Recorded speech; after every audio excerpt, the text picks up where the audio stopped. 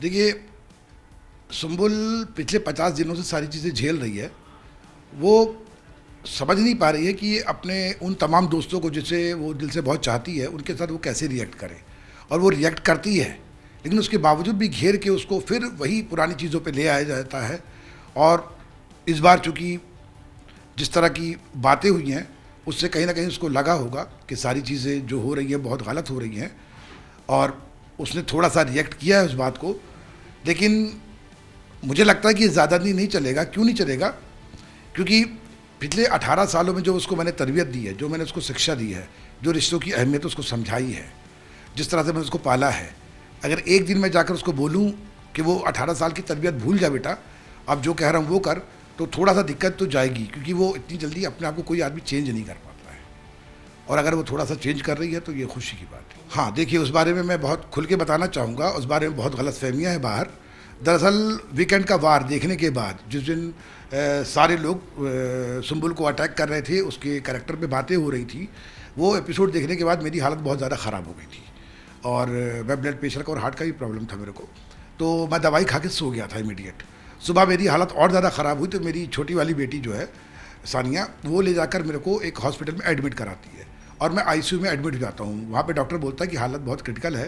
Then मुझे drips वगैरह लगाई जाती हैं और दवाइयाँ कंटिन्यू दी जाती हैं। तो 24 घंटे वहाँ पे मैं अंडर ऑब्जर्वेशन था। उसके बाद सुबह भी मेरी हालत अच्छी नहीं थी, लेकिन मेरी बेटी जैसा मुझे बता रही है सानिया, कि मैं बार बार जब भी हल्के से होश में आता था मैं सुंबुल का नाम ले रहा था।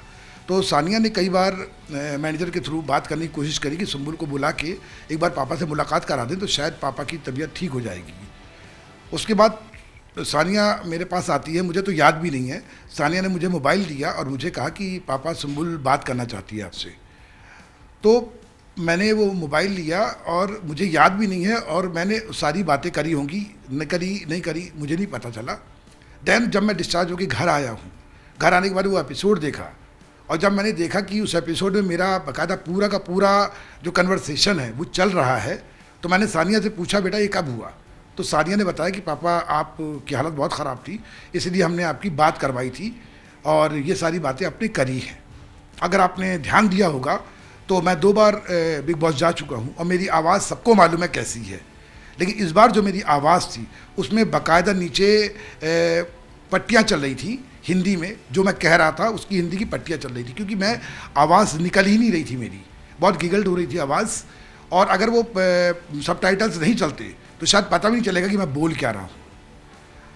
और अनकॉन्शियसली मेरे 2 शब्द निकले मेरे मुंह से, एक औकात और एक वो लात शब्द जो है, उसको मैं डिफेंड नहीं करूँगा कि मैंने अर्ध बेहोशी की अवस्था में कहा है, तो वो जायज़ नहीं, वो जायज़ नहीं है। किसी भी लड़की के लिए ये शब्द मेरे लिए कहना बहुत गलत है, और उसके लिए मैं खुले दिल से माफ़ी मांगना चाहता हूँ। वो शब्द मेरे गलत थे, क्योंकि मैंने हमेशा वुमेन एम्पावरमेंट की बात की है, बच्चियों को आगे बढ़ाने की बात की है, और मेरी जो संस्कृति रही है कि यत्र नारी पूज्यन्ते तत्र रमन्ते देवता, जहाँ नारी की पूजा होती है वहाँ देवता बसते हैं। तो ये शब्द जो निकले हैं मेरे मुंह से, उसके लिए मैं बिल्कुल क्षमा प्रार्थी हूँ, और ये शब्द नहीं निकलने चाहिए थे। लेकिन स्पेशली टीना की मम्मी के लिए मेरा एक संदेश है कि मेरे एक शब्द से आप कितनी आहत हुई, आपके आंसू निकल आए, और आपने बकायदा वीडियो पोस्ट किया और दुनिया भर में हैशटैग चला। लेकिन डे 1 से लेकर आज तक आपकी बेटी ने कितनी बार मेरी बेटी को पता नहीं क्या क्या कहा है। क्या कभी आपने सोचा कि उस बाप के दिल पे क्या बीत रही होगी जिसने अकेले उसको माँ बनकर, बाप बनकर पाला है? चल, मैंने अपना बड़ा दिल दिखाया, मैंने उस बात के लिए आज नेशनल टीवी पे माफ़ी मांग रहा हूँ आपसे कि वो 2 शब्द गलत थे। है आपके पास इतना बड़ा दिल कि आप उन तमाम 50 दिनों के जो शब्द हैं उनके लिए आप माफ़ी मांग पाएंगी?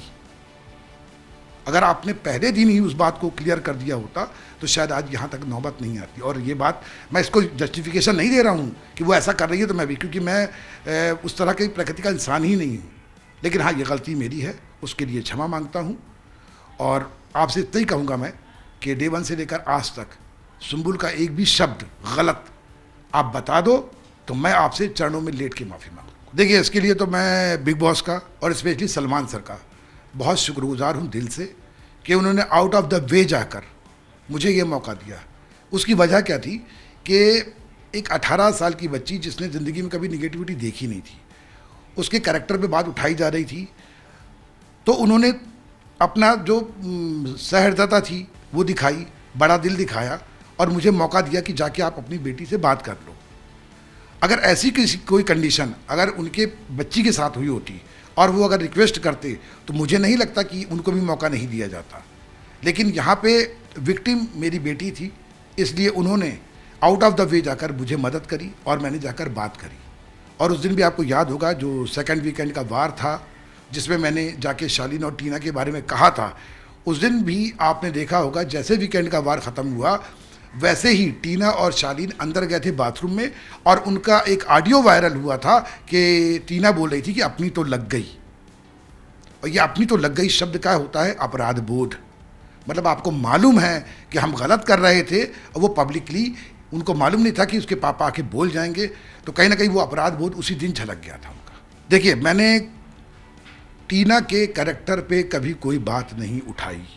आप गेम खेलने गए हो, मैंने 25 बार कहा है कि बिग बॉस एक गेम है, गेम खेलिए, साजिशें रचिए, एक दूसरे को नीचा दिखाइए, लेकिन बात जब कैरेक्टर असैसिनेशन की बात आएगी तो मेरे को नहीं लगता कि कोई बाप या कोई पेरेंट चुप बैठेगा, वो उठेगा अपनी बेटी के लिए। नहीं, बिग बॉस बायस नहीं हो रहे हैं। दरअसल इससे पहले किसी पेरेंट्स ने कोई आवाज़ नहीं उठाई या उनसे रिक्वेस्ट नहीं करी। मुझे लगता है कि बिग बॉस ने ये एक इतिहास रचा है, उन्होंने ये बताने की कोशिश की है कि हम भी दिल रखते हैं और हमें भी अपने जो भी कंटेस्टेंट अंदर हैं उनके हर चीज़ का, उनके शारीरिक मानसिक सारी चीज़ों का वो ख्याल रख रहे हैं। और इससे पहले भी अगर, मुझे नहीं लगता कि 18 साल का कोई बच्चा गया होगा अंदर, और अगर कोई गया भी होगा तो उसके साथ इस तरह की चीज़ें तो कभी नहीं हुई हैं। और कई लोग इस बार बोल रहे हैं मेरे को कि 19 साल का अब्दू है, 18 साल की सुंबुल है, क्या अंतर है दोनों में? तो मैं यहाँ बताना चाहूँगा कि अब्दू ने जो संघर्ष जिया है, अब्दू ने सड़क पे सब्जियां बेची हैं, अब्दू ने गाना गा के पैसे कमाए हैं, अब्दू ने दुनिया भर की निगेटिविटी देखी है, और सुंबुल हमेशा मेरे शैडो में रही है। अगर हम एक आध दिन भूखे भी रहे हैं तो हमने किसी के सामने हाथ नहीं फैलाया है, और उन दोनों बेटियों पे मैंने कभी आँच नहीं आने दी है, तो उन बेटियों को कभी निगेटिविटी मिली ही नहीं है। तो आज ये सारी चीज़ें जब होंगी तो मुझे तो सामने आना पड़ेगा। देखिए, क्या होता है कि हर बच्चे की अपनी एक पर्सनालिटी होती है, उसको बचपन में क्या परवरिश दी गई है वो उसके आचार विचार में दिखता है। अब जैसे आप बोलोगे ये गिलास आधा भरा हुआ है, मैं कहूँगा आधा खाली है, दोनों ही अपनी जगह पे सही है। मेरी बेटी जो बचपन से मुझे माँ की तरह भी देख रही है, बाप की तरह भी देख रही है, वो टच न्यूट्रल है, उसको लेडीज़ और जेंट्स के टच में मालूम नहीं, वो मुझे गले लगती है, उसको लगता है माँ से गले लग रही है, और इसी तरह वो सबके साथ रह रही है। और डे फर्स्ट में ही शालीन ने उसको बता दिया था कि मेरा 10 साल का बेटा है जो मुझसे दूर है, तुम अपने पापा से दूर हो। और आज भी उसको जब उसके सामने होता है तो बेटा कह के बात करता है, लेकिन जैसे वो बैक जाता है, पीछे जाता है, वो उसके बारे में कहानियाँ बनाता है, क्योंकि उन लोगों ने उसको एक समझ गए हैं कि ये जो ट्रैक चल रहा है ये उनकी हाइप के लिए बहुत अच्छा है, उनके गेम के लिए बहुत अच्छा है। लेकिन मेरा कहना सिर्फ इतना सा है कि आप गेम खेलिए, लेकिन अपना गेम बनाने के लिए, अपनी लाइन बढ़ाने के लिए किसी की लाइन मिटाइए मत, अपनी लाइन बढ़ाइए। नहीं, देखिए, अब अगर आप सोचो कि सुंबुल में कोई आमूलचूल परिवर्तन हो जाएगा तो ये इम्पॉसिबल है, क्योंकि 18 साल की तरबियत, 18 साल का सिखाया हुआ इतनी जल्दी नहीं जाएगा। और मैंने एक बिग बॉस आने से पहले एक गलती करी। उस दिन साजिद सर ने जिस तरह से सुंबुल को सिखाया कि तुम 18 साल की हो, तुमको कॉलेज जाना चाहिए, तुमको बीचिंग करना चाहिए, तुमको ये चीज़ें ऐप सीखने चाहिए, तो मेरे से गलती ये हो गई कि मैंने अपनी बच्ची को हमेशा अच्छी बातें सिखाई और किसी भी तरह का ऐप सीखने नहीं दिया, किसी तरीके की गंदी चीज़ें सीखने नहीं दी। ये शायद मेरी गलती है और यहाँ पर मैं फेल हूँ। नहीं, अभी तक मेरे को इस बारे में कोई जानकारी है नहीं, लेकिन अगर बाय द वे बुलाया जाएगा तो मैं जाऊँगा, और वहाँ पे भी मैं नेशनल टीवी पे भी अपने शब्दों के लिए टीना की मम्मी से माफ़ी मांगने मुझे कोई शर्म नहीं आएगी, लेकिन मेरे जो सवाल हैं मैं उनसे उनके जवाब भी चाहूँगा। देखिए, शालीन गेम के लिए कुछ भी कर सकता है, टीना गेम के लिए कुछ भी कर सकती है, और मुझे भी लगता है कि वो कहीं ना कहीं सुंबुल को फिर से कन्विंस करने में कामयाब भी हो जाएंगे, क्योंकि सुंबुल बहुत प्योर हार्टेड है, उसके मन में किसी तरह का पाप नहीं है, और वो हमेशा दोस्ती को और रिश्तों को बहुत अहमियत देती है।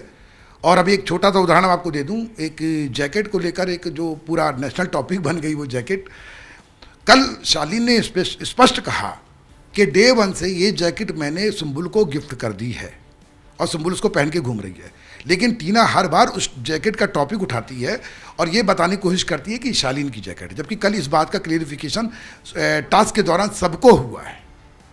तो कहीं ना कहीं ये कहानियाँ फिर बनेंगी, फिर उसको समझाया जाएगा, घेरा जाएगा, और हो सकता है कि वो सारी चीज़ें फिर से होने लगें। लेकिन अब पूरी पब्लिक को समझ में आ गया है कि क्या चीज़ें हो रही हैं, और मुझे नहीं लगता कि अब सुंबुल को कोई प्रॉब्लम होने वाली है। लेकिन एट लास्ट मैं एक बात कहना चाहूँगा कि पिछले 50 दिनों में मैंने सुंबुल के जितने आंसू देखे, उतने आंसू मैंने कभी शायद 18 साल में उसकी ज़िंदगी में कभी बहते हुए नहीं देखे। और नो डाउट जब वो रोती है तो मेरा दिल रोता है, उसके हर फैंस रोते हैं। तो इस बार मैं एक रिक्वेस्ट करना चाहता हूँ उसके तमाम फैंस से, अगर आप सुंबुल को उतना ही चाहते हैं जितना मैं चाहता हूँ, इस बार सुंबुल नॉमिनेट है, कृपया उसको वोट मत कीजिए।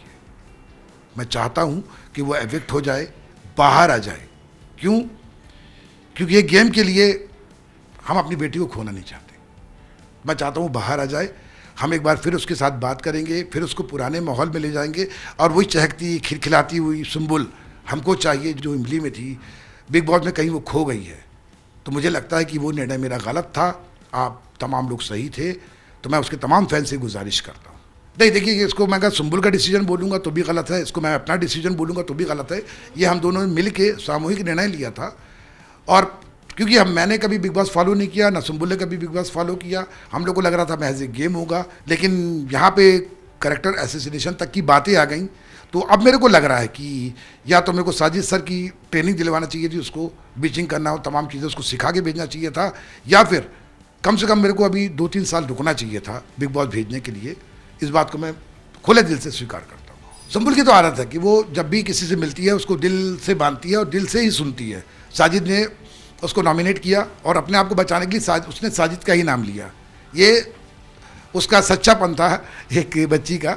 और साजिद साहब जिस तरह की उसको शिक्षा दे रहे थे, तो मैंने तो नहीं चाहूँगा कि वो शिक्षा वो ग्रहण करे, क्योंकि वो शिक्षा मैं कभी देना भी नहीं चाहूँगा अपनी बेटी को।